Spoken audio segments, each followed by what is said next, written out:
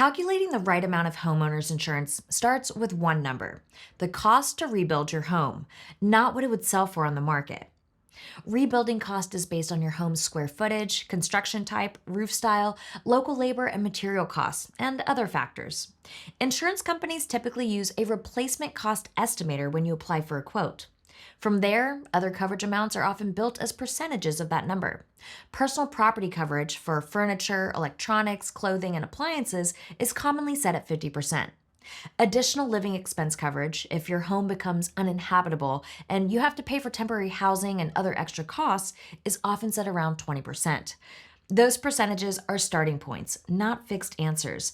Recent renovations or high value belongings may mean the defaults don't fully cover what you own. Revisit your coverage amounts annually.